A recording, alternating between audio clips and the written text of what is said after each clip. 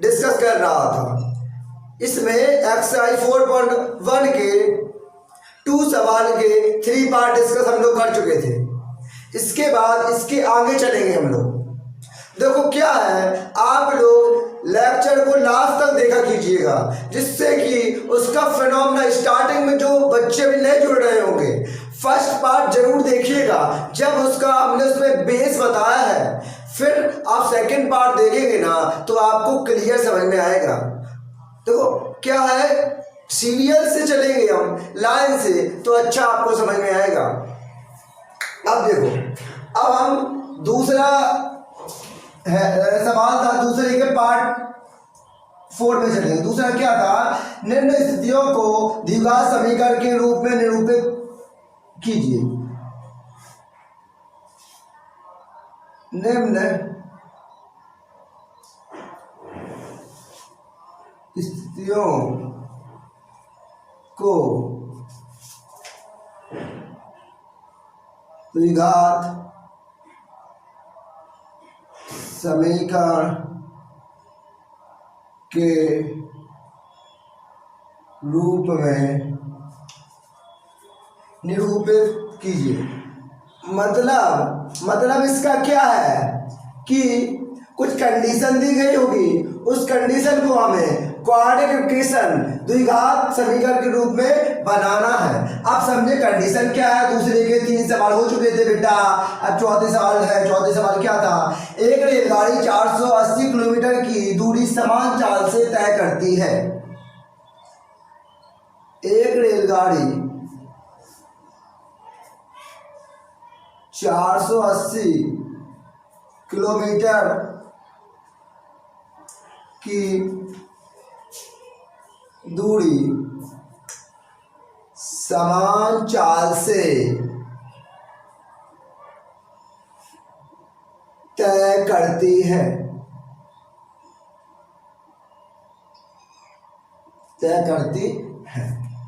यदि इसकी चाल 8 किलोमीटर प्रति घंटा,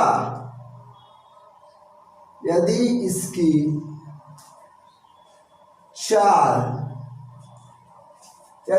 चाल 8 किलोमीटर प्रति घंटा कम होती है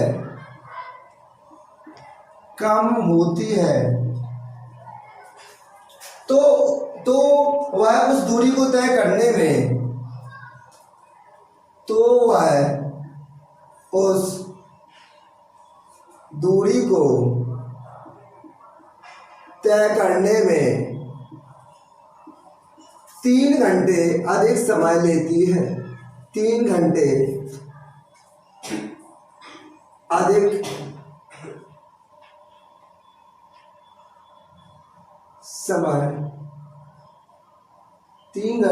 समय लेती है। हमें रेलगाड़ी की चाल ज्ञात करना है। हमें रेलगाड़ी की स्पीड चाल ज्ञात करना है। अब ये सवाल है, सवाल को समझिएगा, पहले समझेंगे हम लोग, आपको समझाएंगे फिर करेंगे। देखो, यदि एक रेलगाड़ी 480 किलोमीटर की दूरी समान चाल से तय करती है, यदि इसकी चाल 8 किलोमीटर कम होती, अब हमें चाल पता नहीं है, माना रेलगाड़ी की चाल, यहां हम करेंगे, सॉल्व कर रहे हैं, समझिएगा। माना रेलगाड़ी की चाल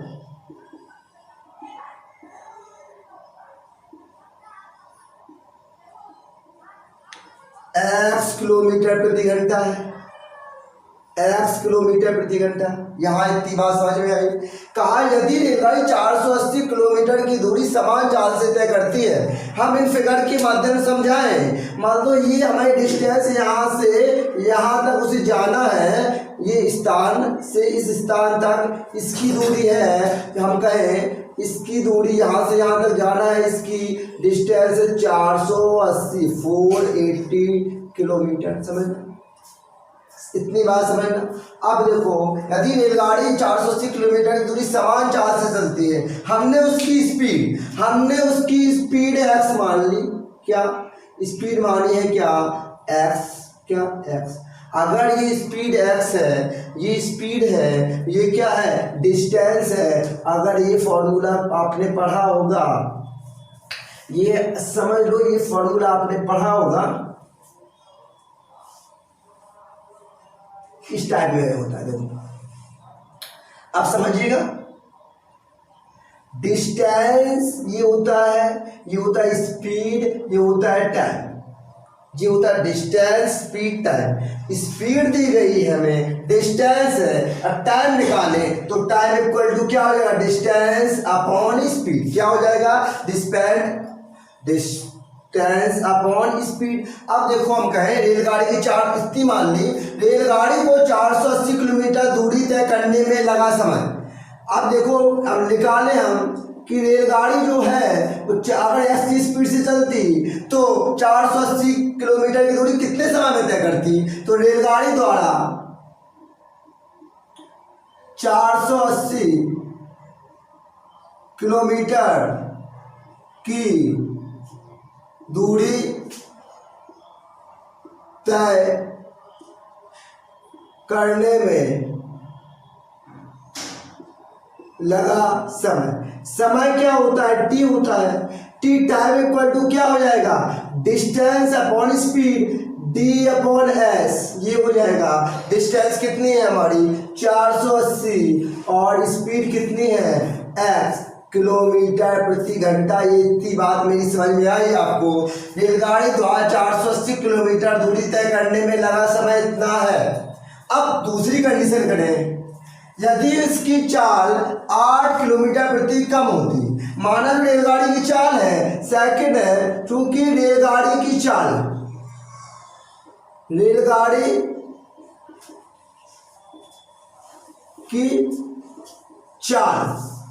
मतलब समझ लो नई चाल, मान लो नई चाल। अब कह रहा कितनी कम होती? 8 किलोमीटर प्रति घंटा। तो इसमें से 8 घटा दे तो 8 किलोमीटर प्रति घंटा। इतनी बात समझ में आई कि अभी तक तो इस स्पीड से जा रहा था, अब क्या हुआ? स्पीड उसने कम कर दी, अब स्पीड हो गई x माइनस 8 किलोमीटर प्रति घंटा। अब वही अगर ये है, हम रेलगाड़ी द्वारा 480 किलोमीटर की दूरी तय करने में लगा समय, अब इससे निकाले, इस चाल से निकाले तो कैसा होगा? मेरी बात समझिएगा। क्यों? आप बताओ, चाल कम हो गई, अब उसे टाइम ज्यादा लगेगा कि नहीं? अब जब चाल कम हुई तो उसकी देखो, बताओ, हम चाल है, हम स्पीड से पढ़ाएं, हमारी चाल है देखो पढ़ाने की, स्पीड है देखो, तो हम टॉपिक जल्दी समाप्त कर लेंगे। अगर मैं स्पीड कम कर दूं, धीमे धीमे करूं तो टाइम ज्यादा लगेगा। इतनी बात समझ लो। हम कहेंगे रेलगाड़ी द्वारा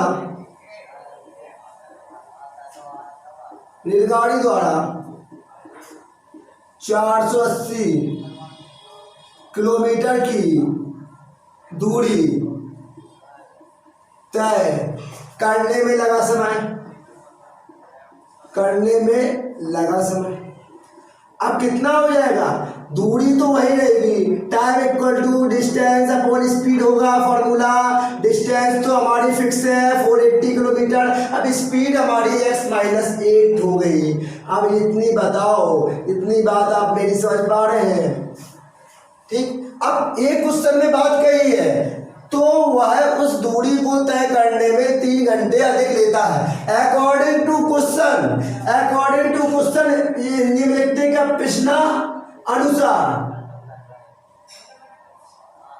अनुसार कहा गया, देखो क्या कहा गया प्रश्न अनुसार, कि जो 480 किलोमीटर की दूरी वो समान चाल से चलता, मतलब ये वाली चाल से करता है। यदि इसकी चाल 8 किलोमीटर कम होती तो उसे दूरी तय करने में 3 घंटे अधिक लगते। अब देखो, मैं जो बात यहाँ लिख रहा हूँ, 480 बटे x बराबर 480 बटे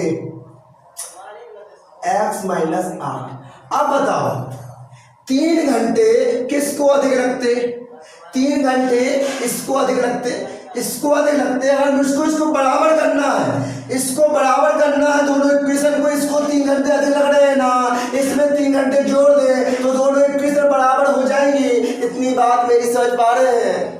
इतनी बात मेरी समझ पा रहे हैं? इसको 3 घंटे अधिक लगना है। अगर मुझे इस इक्वेशन को बराबर करना है तो मैं इसमें 3 घंटे जोड़ दूं तो दोनों इक्वेशन बराबर हो जाएंगी। इतनी बात मेरी समझ पा रहे हैं? Got it? अब देखो, अब हम इसमें x क्या ले लें? LCM 480 plus 3x equal to x minus 8 equal to 480। ठीक है, ठीक है।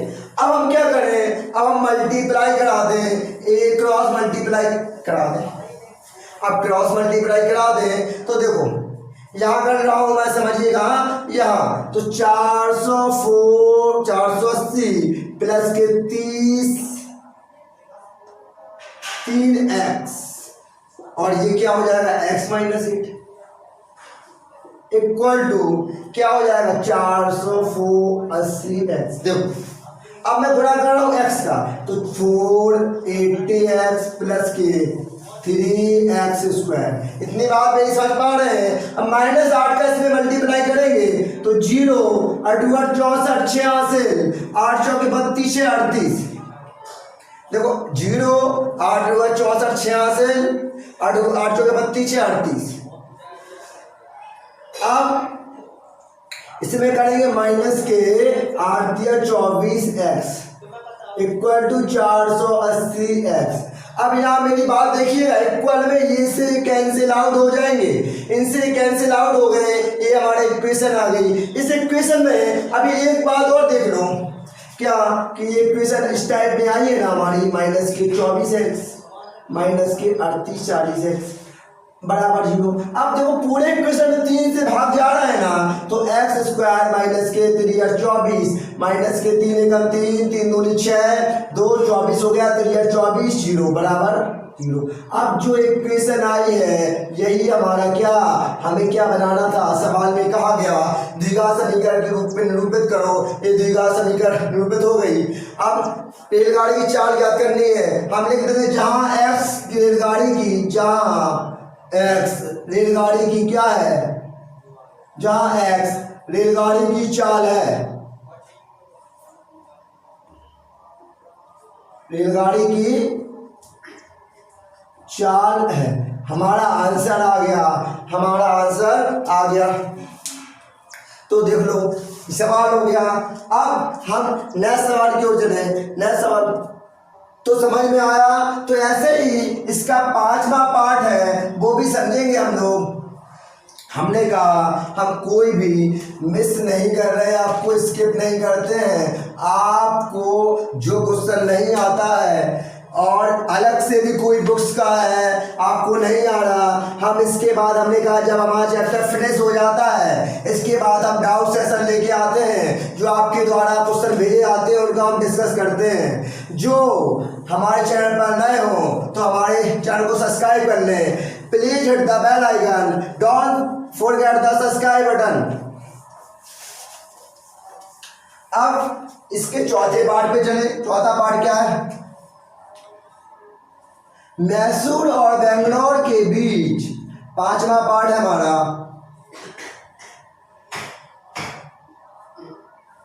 मैसूर और बेंगलोर के बीच 132 किलोमीटर की यात्रा करने में मैसूर और बेंगलोर के बीच 132 किलोमीटर की यात्रा करने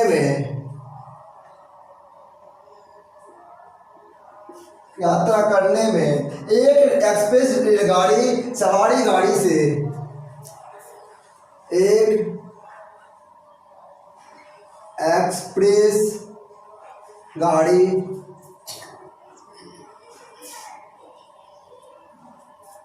सवारी गाड़ी से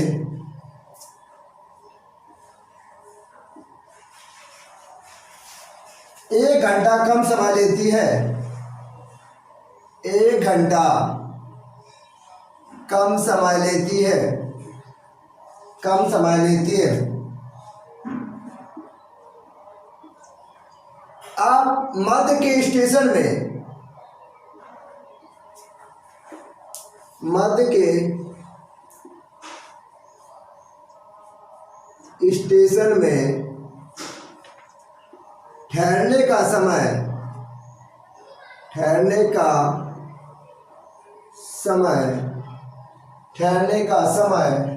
ध्यान में ना लिया जाए,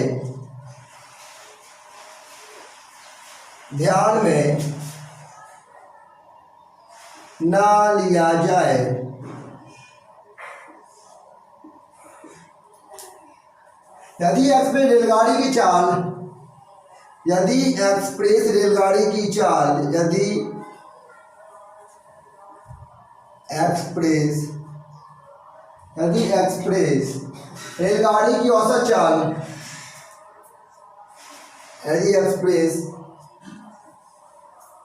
रेलगाड़ी की औसत चाल सवारी गाड़ी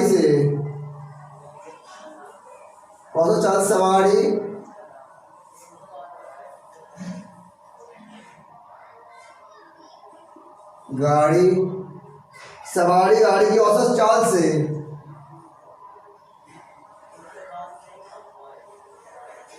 सवारी गाड़ी की औसत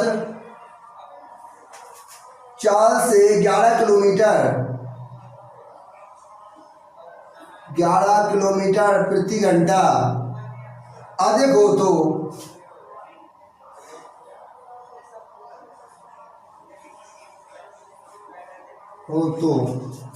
हमें एक्सप्रेस रेलगाड़ी की औसत चाल ज्ञात करनी है। तो हमें एक्सप्रेस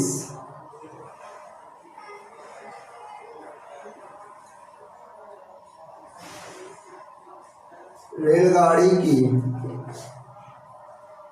औसत चाल ज्ञात करनी है।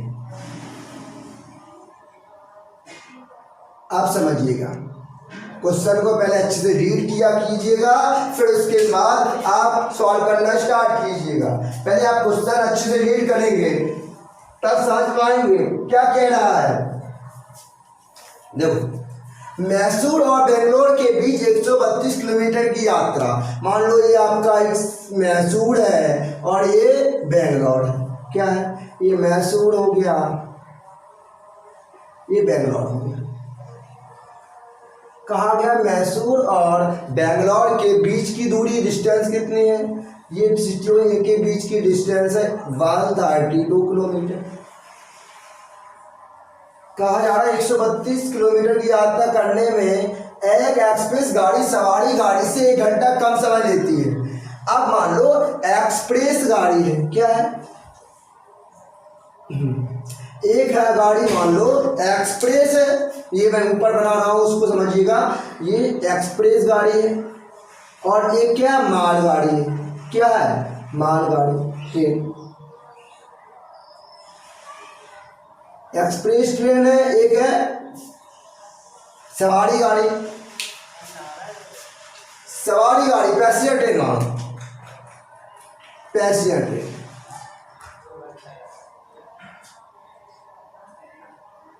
ठीक, अब 1 घंटा कम समय लेती है। कौन समय लेती है?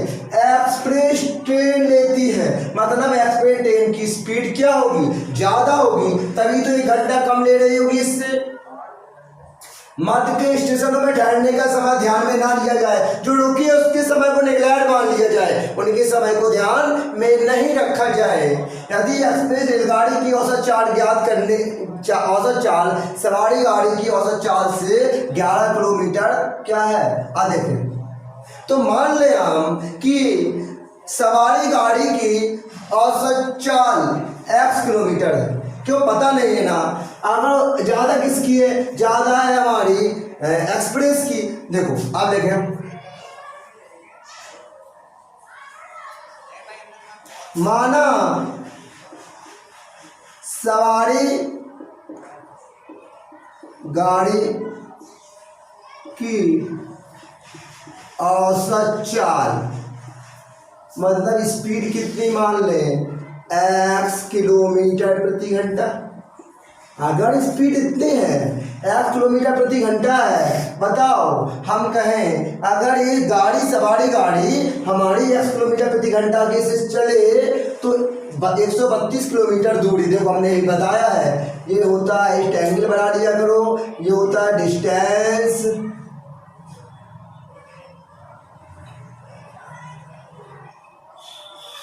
Distance equal to speed upon time.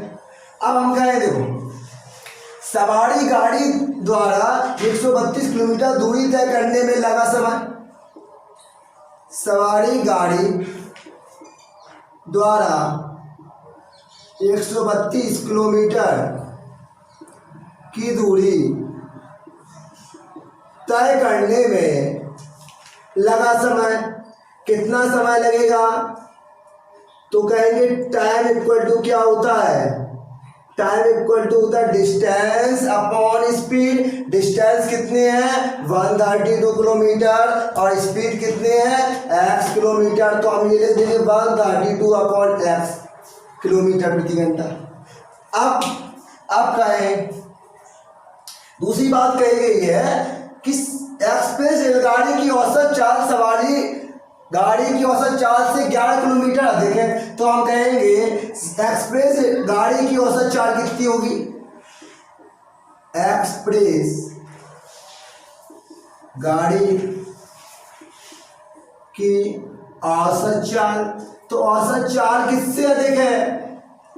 Passenger मतलब सवारी गाड़ी से 11 किलोमीटर अधिक है, तो इसमें 11 जोड़ दें, x प्लस 11 किलोमीटर हो जाएगी के लिए 4। इतनी बात नहीं समझ पा रहे हैं? अब हम निकाल लें एक्सप्रेस गाड़ी द्वारा 132 किलोमीटर की दूरी तय करने में लगा समय। देखो हम करें, अब एक्सप्रेस गाड़ी द्वारा 132 किलोमीटर की दूरी तय करने में लगा समय, तो क्या हो जाएगा समय? वही होगा t इक्वल टू क्या होगा? डिस्टेंस 132 और speed x minus x kilometre प्रति घंटा। ये हो गया टाइम, सॉरी टाइम किलोमीटर प्रति घंटा में थोड़ी ना आएगा, टाइम थोड़ी ना आएगा उसमें, टाइम थोड़ी ना किलोमीटर प्रति घंटा में आएगा, यहाँ आएगा, ये टाइम हो गया। अब क्या करें? अब देखो अकॉर्डिंग टू क्वेश्चन, प्रश्नानुसार कहा जाना,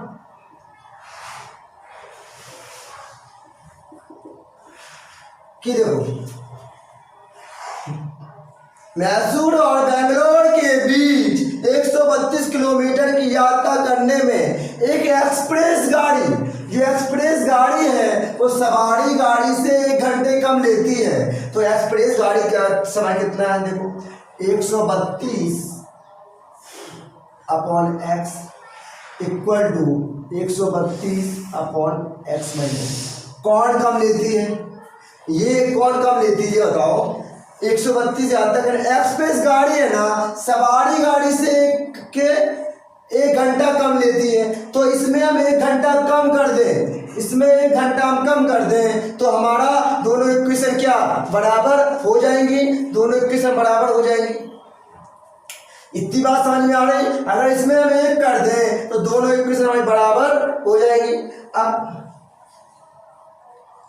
x प्लस 11 होगा, यहाँ क्या, यहाँ x प्लस 8 लिख गया मैं, यहाँ x प्लस 11 होगा, x प्लस 11 क्या हो जाएगा? यहाँ x प्लस 11, ठीक। यहाँ 4 ली थी ना आपकी, तो 4 रखेंगे, x प्लस 11। अब समझ में आया? यहाँ मैं मिस्टेक कर गया था, माफ कीजिएगा, थोड़ा दिमाग से स्किप हो गया। अब देखो अब क्या करें, इसमें हम 1 एलसीएम ले लें, 1 यहाँ मान के x एलसीएम ले लें, तो 132 minus x upon x plus 11 हो जाएगा ये। अब बताओ 3 से मल्टीप्लाई कर दें, यहां कर रहा हूं मैं, तो हो जाएगा 132 माइनस x और x प्लस 11 बराबर क्या हो जाएगा 132x। अब मल्टीप्लाई x का करूंगा मैं 132x माइनस के एक्स स्क्वायर प्लस के 11 का मल्टीप्लाई करें किया जाएगा तो आ जाएगा देखो 2 3 2 5 और 3 और 1 4 1452 आ जाएगा माइनस के 11x बराबर 132x। अब देखो ये से ये क्या हो गए ये कैंसिल आउट हो गए। अब हमारा क्या आ गया माइनस के एक्स स्क्वायर माइनस के 11x प्लस के 1452 बराबर 0। माइनस का पूरे में भाग दे दो एक्स स्क्वायर प्लस के 11x माइनस के 1452 बराबर 0। अब ये द्विघात समीकरण बनाने से बन गई और यहाँ लिखना था क्या एक्सप्रेस रेलगाड़ी की औसत चाल तो माना तो ये आ गई ये आ गया। यही इक्वेशन हमें बनानी थी यही इक्वेशन हमें बनानी थी ये आंसर हमारा आ चुका है। तो ये और लिख दें हम एक्स बन रहा है कि जहाँ एक्स सवारी गाड़ी की चाल है जहाँ एक्स सवारी गाड़ी की चाल है और अगर एक्स प्लस 11 का है तो वो एक्सप्रेस गाड़ी की चाल हो जाएगी। तो इतना बात समझ में आया आपको। अब हम 2 क्वेश्चन हमारे समाप्त हो चुके हैं पूरे इसके। अब थर्ड पार्ट पे चले तीसरा क्वेश्चन चले। तीसरे क्वेश्चन में कितने पार्ट हैं 3-4 पार्ट है इसमें वो हम सारे डिस्कस करेंगे। तीसरे के इजी पार्ट है थर्ड है लिखा निम्नलिखित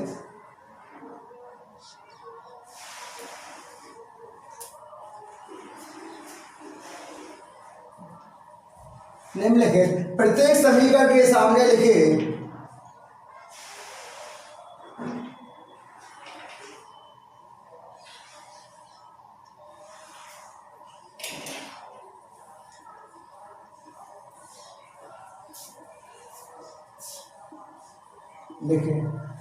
एक्स के मानों की जांच करके एक्स के मानों की जांच ज्ञात करके एक्स के मानों की जांच करके ज्ञात कीजिए कि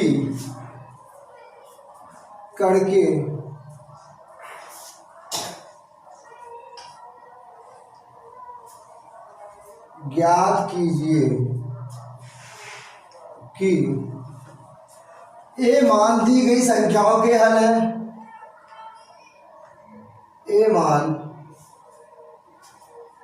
दी गई संख्या के हल है। अब देखो इसके पार्ट फर्स्ट पे चले। पार्ट फर्स्ट है x square plus x plus 1 बराबर 0 और x बराबर 0 और x बराबर 1। अब इस पे हमें चेक करना है। अब देखो अब सबसे पहले हम x बराबर 0 इस इक्वेशन में रख रहे हैं। x बराबर 0 इस इक्वेशन में रख रहे हैं समझो। x बराबर 0 रखने पर ये वाला टर्म्स पता है आपको लेफ्ट हैंड साइड होता है ये राइट हैंड साइड होता है। LSH में हम रख रहे हैं 0 रखेंगे x बराबर देखो इसमें अब रखेंगे तो यहाँ 0 यहाँ 1। अब आंसर क्या आ गया 1 आ गया। क्या आ गया x बराबर 1 आ गया।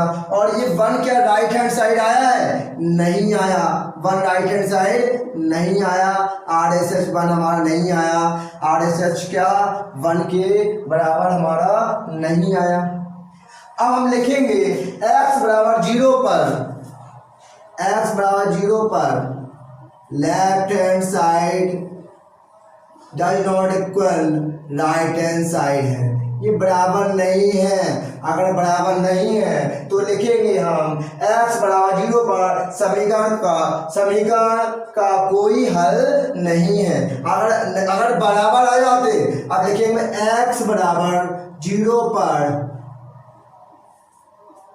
समीकरण के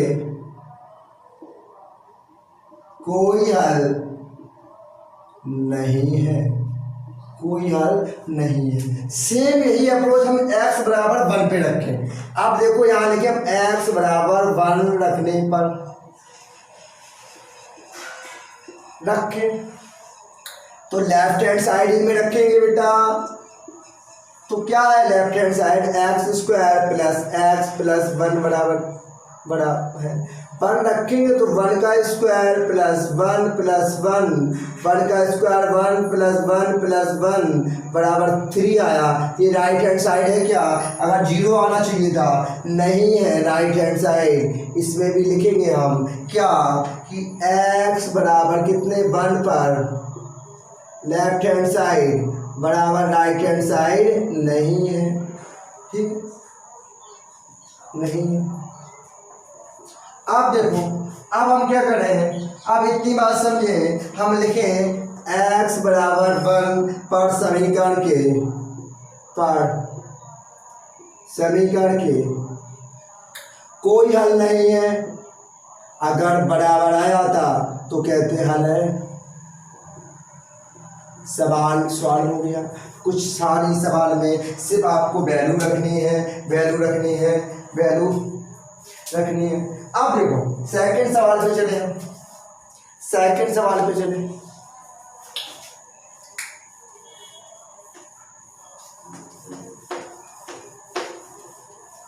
सेकंड सवाल पे चले। सेकंड सवाल हमारा है, क्या कह रहा है, की ओर आगे चले तो ये क्या है 2x square minus X plus 9 equal to X square plus के 4x प्लस के 3 और किस पर है x बराबर 2 और x बराबर 3।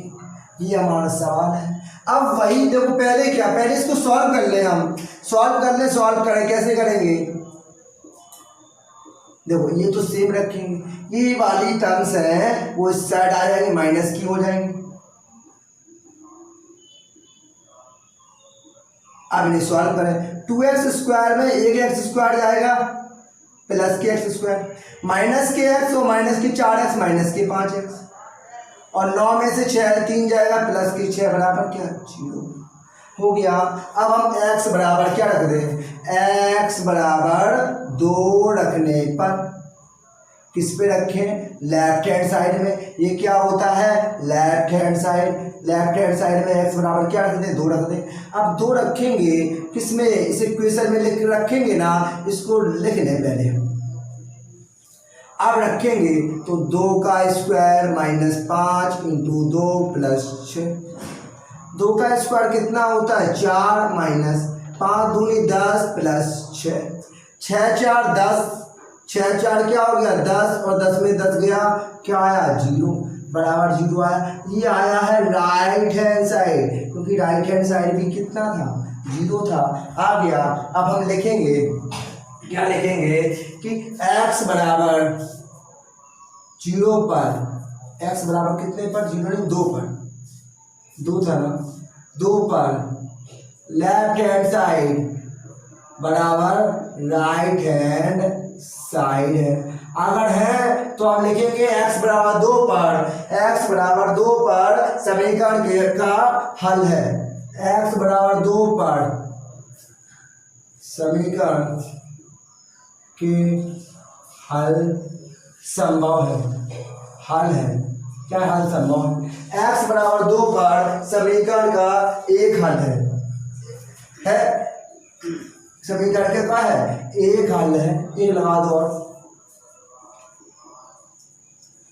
अब सेम सवाल हम इस पे लगाएं x बराबर 3 पर, तो यही तो ये इतना तो रहेगा ही। देखो एक्स स्क्वायर माइनस के 5x प्लस 6 बराबर 0। अब हम क्या करें, हम लिखे x बराबर कितना रखें 3 रखने पर, 3 रखने पर। अब रखे 3 बेटा, तो देखो लेफ्ट हैंड साइड लिए हम 3 का स्क्वायर माइनस 5 इंटू 3 प्लस 6, 3 का स्क्वायर कितना 9 होता है और माइनस 5 दिया 15 प्लस 6 9 6 15 और 15 गया, क्या आया 0। अगर 0 आया तो ये क्या है, राइट हैंड साइड है। अगर राइट हैंड साइड है तो हम लिखेंगे कि x बराबर 3 पर लेफ्ट हैंड साइड बराबर राइट हैंड साइड है।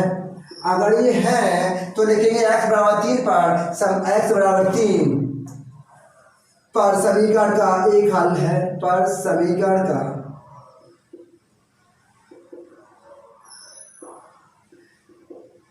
एक हल है। ये हमारा सॉल्व हो गया। इसका एक पार्ट और है, तीसरा, वो देखें। इसका चौथे पार्ट पे हम डिस्कस करेंगे। इतना समझ में आया आपको?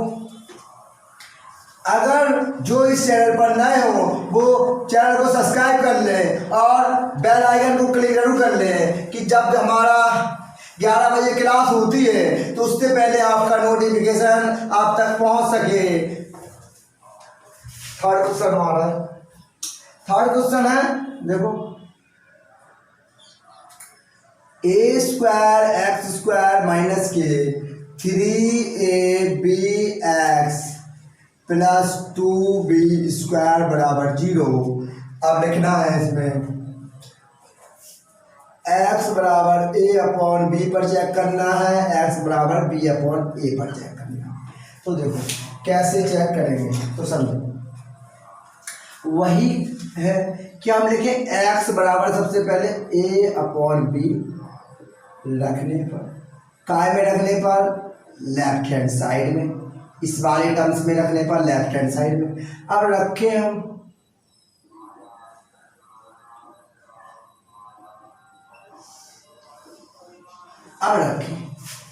ए स्क्वायर तो यही रहा इंटू एक्स, मतलब रखेंगे ए बटे बी का होल स्क्वायर,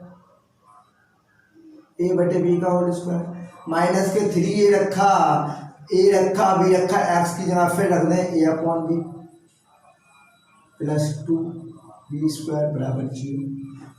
अब देखो क्या हो जाएगा, A square into A square upon B square, एक बी से बी कैंसिल आउट हो गया, माइनस के 3a स्क्वायर प्लस के 2b स्क्वायर बराबर 0। अब इससे हम सॉल्व करें, अब क्या हो जाएगा, a की power 4 upon B square minus के 3a स्क्वायर प्लस के 2b स्क्वायर बराबर 0। अगर हम यहाँ b स्क्वायर एलसीएम भी ले लें तो देखो a की पावर 4 माइनस के 3a square b square plus के 2b की पावर 4 बराबर 0। अब हम त्रिज्यक मल्टीप्लाई करा दें, a की पावर 4 माइनस के 3a square b square plus 2b square 4 बराबर क्या, 0। अब ये आया है, ये आया है। अब इसमें ये बताओ क्या हमारा 0 आ रहा है, हमारा 0 आ रहा है, यह नहीं आ रहा, ये हमारा 0 नहीं आ रहा, राइट हैंड साइड हमारा नहीं है। तो हम लिखेंगे x बराबर 0 नहीं आ रहा ना, x बराबर a अपॉन b पर लेफ्ट हैंड साइड बराबर राइट हैंड साइड,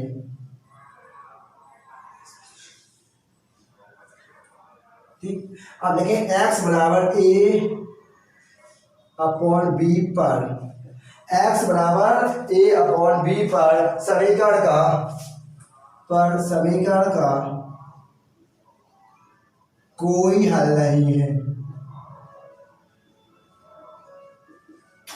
अब ये चेक किया, अब हम x बराबर a अपॉन b पर चेक कर ले, b अपॉन a पर चेक कर ले।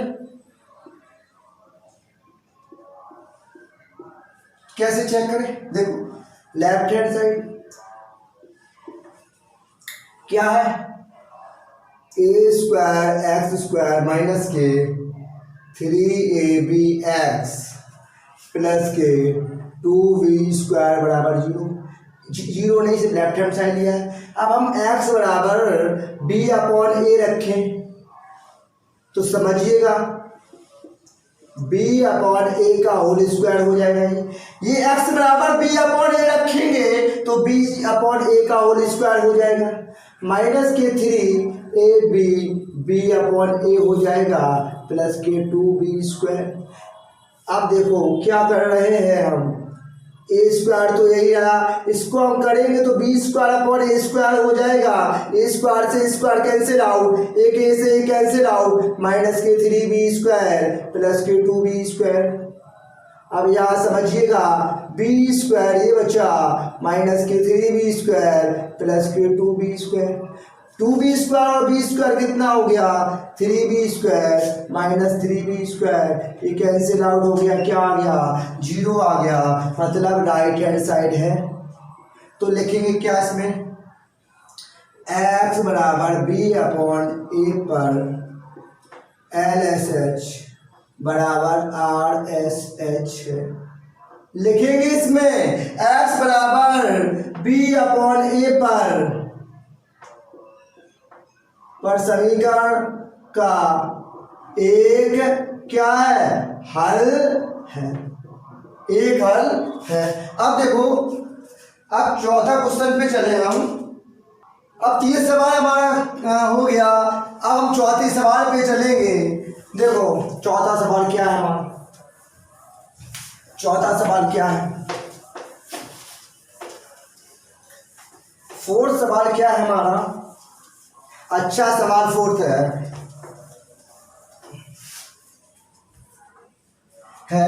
यदि दिए गए समीकरण के सामने अंकित मान, यदि दिए गए समीकरण के सामने अंकित मान उसका एक हल है, तो उसका एक हल है तो k का मान ज्ञात करो। तो k का मान ज्ञात करो, k की वैल्यू ज्ञात करनी है। देखो इसके 2 पार्ट हैं, पहला पार्ट हम डिस्कस कर रहे हैं, इसके बाद सेकंड करेंगे। x² माइनस के xa plus b plus k बराबर 0 और दिया है x बराबर a। अब हम लिखेंगे, अब दिया x कहा है, इसके सामने अंकित मान, सामने अंकित मान है इसके, यह उसका एक हल है। चूंकि x बराबर a समीकरण का एक हल है, क्या अकॉर्डिंग टू क्वेश्चन कहा गया, चूंकि x बराबर a समीकरण का एक हल है। देखो कहा है एक हल है, समीकरण का एक हल है। अगर x बराबर a समीकरण का एक हल है तो यह समीकरण के मानों को संतुष्ट करेगा, यह समीकरण के मानों को संतुष्ट करेगा। अब करेगा तो x बराबर a इसमें रख दें, हम x बराबर a रख दें। देखो x बराबर a रखने पर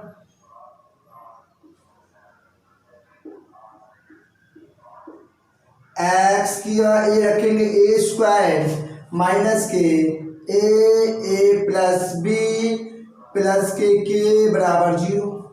तो a² माइनस के, इसका मल्टीपल करेंगे a² माइनस के ab प्लस के बराबर 0। इससे कैंसिल आउट हो गया, बचा माइनस के ab प्लस के बराबर 0। के बराबर माइनस ab साइड जाएगा, प्लस के ab हो जाएगा। के की वैल्यू क्या हो गई, ab हो गई। के की वैल्यू ab हो गई, के का मान तो निकालना था, हमारा आंसर आ गया। अगर हम सेकंड सवाल की ओर आगे चले तो हमारा है, यहाँ ही बता दें, के x² प्लस के √2x माइनस 4 बराबर 0 और x बराबर √2 पर हमें चेक करना है। हम लिखेंगे चूंकि x बराबर 2 समीकरण का, चूंकि एक्स बराबर √2 समीकरण का एक हल है, समीकरण का एक हल है। अगर ये समीकरण का एक हल है तो हम क्या करेंगे, यह एक्स बराबर √2 एक समीकरण का हल है तो यह समीकरण के मानों को संतुष्ट करेगा। तो यह समीकरण के मानों को संतुष्ट करेगा। अगर संतुष्ट करेगा तो एक्स बराबर √2 रख दे पूरी इक्वेशन पे, के तो यही रहेगा √2 का स्क्वायर प्लस के √2 इंटू √2 -4 बराबर 0।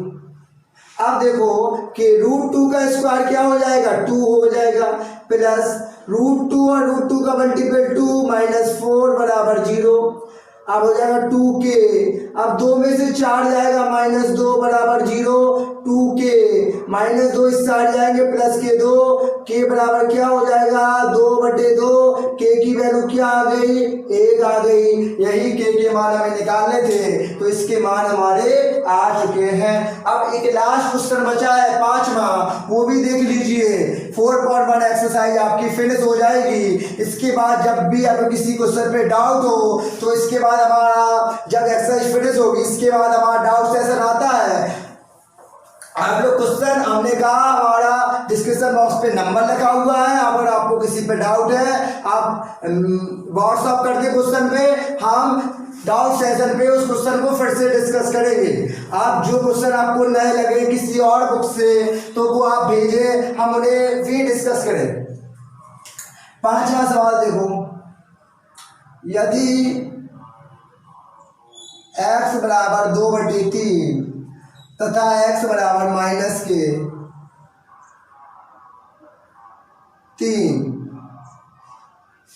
समीकरण ax² + 7x + b के मूलों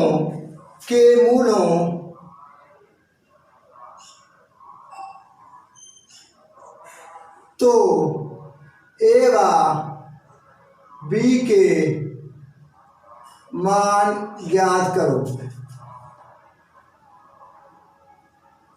अब देखो वही प्रोसीजर पूरा वही रहेगा इसमें क्या, चूंकि x बराबर 2/3 समीकरण का एक हल है,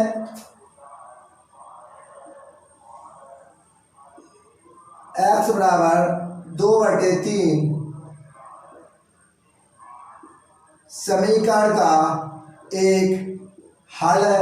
अगर एक हल है तो यह समीकरण को क्या करेगा, संतुष्ट करेगा। तो समीकरण के मानों को यह संतुष्ट करेगा तो यह समीकरण के मानों को क्या करेगा, संतुष्ट करेगा। अब हम क्या करें, इस इक्वेशन में x बराबर देखो इसमें ax² + 7x + b ये है ना। अब इसमें बराबर 0 है, मान बराबर क्या है 0, मैं यहाँ 0 लिखना भूल गया बेटा, बराबर 0 बराबर क्या, x बराबर 2/3 रखने पर। अब रखें, ये तो यही रखा 2/3 हो गया, इसका स्क्वायर + 7 x की जगह हम 2/3 रख रहे हैं क्योंकि ये उसका क्या है, समीकरण का हल है। अब 2 का स्क्वायर 4, 3 का 9 प्लस के 7 दूनी कितना हो गया 14/3। ये समझ में आ रहा है आपको, x बराबर आपने 2/3 रखा है प्लस के b बराबर 0। अब देखो हम 9 एलसीएम ले रहे हैं तो वो हो जाएगा 4a प्लस के 3 तिरका 9, 3 हासिल आएगी 14 तिया 42 हो जाएगा, 14 तिया क्या हो जाएगा 42 हो जाएगा, प्लस के b बराबर 0। अब हम 3 मल्टीप्लाई कराएं तो क्या हो जाएगा 4a प्लस 42 प्लस बी बराबर 0, ये आएगा। अब हम क्या कर रहे हैं समझ लें, हम एक साइड चर पद कर लें, एक साइड अचर पद, माइनस के 42, ये इक्वेशन हमारी फर्स्ट हो गई, ये इक्वेशन हमारी फर्स्ट हो गई। अब इसमें क्या करें, देखो अब हम लिखेंगे सेकेंड वाला, चूंकि x बराबर -3 समीकरण का एक हल है, अगर ये समीकरण का हल है तो यह समीकरण के मानों को, तो यह समीकरण के मानों को संतुष्ट करेगा, संतुष्ट करेगा। अगर ये संतुष्ट करेगा तो लिखें हम ax² प्लस के 7x प्लस बी बराबर 0, ये है। अब हम x बराबर इसमें क्या रख दें, बराबर -3 रखने पर, अब x बराबर हम -3 रखेंगे तो यहाँ समझिएगा -3 का होल स्क्वायर प्लस के 7 -3 प्लस b बराबर 0। अब इसका स्क्वायर 3 का 9 माइनस के साथ किया 21 प्लस के b बराबर 0। अब ये हो गया 9a प्लस के b बराबर 21, समीकरण कितना 2 हो गया। इन दोनों समीकरण को सॉल्व कर लें, इन दोनों को समीकरण को सॉल्व कैसे कर लें, देखो ये b है और ये क्या है, ये 9 आएगा, यहाँ 9 आएगा। जब हम यहाँ से लेंगे कुछ नहीं, यहाँ 9b होगा, क्या होगा 9b होगा, कितना b होगा 9b होगा, कितना होगा 9b होगा। अब देखो अब हम क्या कहेंगे कि 9b है, इसमें देखो b है, हम लिखेंगे समीकरण इक्वेशन, देखो कैसा लिखेंगे, इक्वेशन फर्स्ट लिखे, माइनस क्या लिखे, घटा रहे हैं सेकंड और सेकंड में 9 का मल्टीपल कर रहे हैं, क्यों, देखो 4a प्लस के 9b इक्वल टू 42। अब देखो इसमें घटाना है, हमें घटाना है। अब इसमें 9 का मल्टीप्लाई करें, 9 ने 81 प्लस के 9b इक्वल टू 9 का 9, 9 दूनी 18। इतनी बात मेरी समझ में आई आपको, इतनी बात समझ में आई। घटाएं हम, मतलब यहाँ माइनस और यहाँ माइनस। अब इस 9b से 9b क्या हो गए, कैंसिल आउट हो गए। अब 81 ये क्या होगा, माइनस के कितने बचेंगे, माइनस के आपके बचेंगे 77 है इक्वल टू, अब ये माइनस ऐड हो जाएंगे, 9 2 11, 9 2 11, एक हासिल, 8 4 12, 1 13, एक हासिल और एक और एक 2, तो माइनस के 231 हो गए, ठीक है। अब माइनस से माइनस कैंसिल आउट हो गया। अब a बराबर कितना आ गया, देखो 231 बटे 77, 77 काटे तो 3 बार कट जाएगा, 73 2 से 73 2 23। ए बराबर हमारी कितना आ गया, a बराबर 3 आ गया, a बराबर बस 3 आ गया। a का मान हम समीकरण 2 में रख दें, देखो a का मान समीकरण 2 में रखने पर, अगर 2 में रखेंगे बेटा तो देखो 9 है तो यही रहेगा, 9 एक ही जगह हम 3 रख दें। तो पहले समीकरण लिख लें क्या है, अब इसकी जगह 3 रखे तो 9 × 3 प्लस b बराबर 21, 9 3 27 प्लस b बराबर 21। तो b की वैल्यू हमारे 21 - 27 हो गई, b बराबर साथ में एक जाएगा 6 बच जाएगा -6, b बराबर आएगा -6। इस तरह a की वैल्यू हमारी 3 आ रही है और b की वैल्यू हमारी -6 आ रही है। इस तरह हमारा सवाल सॉल्व हो गया। हमारे पांचों सवाल सॉल्व हो गए, हमारे पांचों सवाल सॉल्व हो चुके हैं। आप बताइए हमें आपको कहाँ समझ में नहीं आया। हमने कहा ये मान इक्वेशन को सेटिस्फाई कर रहे हैं तो x बराबर 2/3 इसमें पुट कर दिया, x बराबर -3 इसमें पुट किया, दो इक्वेशन बनी, दो इक्वेशन को हमने सॉल्व किया, इससे और ए बी के मान ज्ञात हो गए। तो आई होप आपने आज के सेशन को अच्छे से एंजॉय किया होगा, आपको समझ में आया होगा। हमने कहा अगर आपको सेशन अच्छा लगा है तो लाइक जरूर कीजिएगा, आपके लाइक से हमें मोटिवेशन मिलता है। और अच्छे से पढ़ें। Thank you, thanks for the class.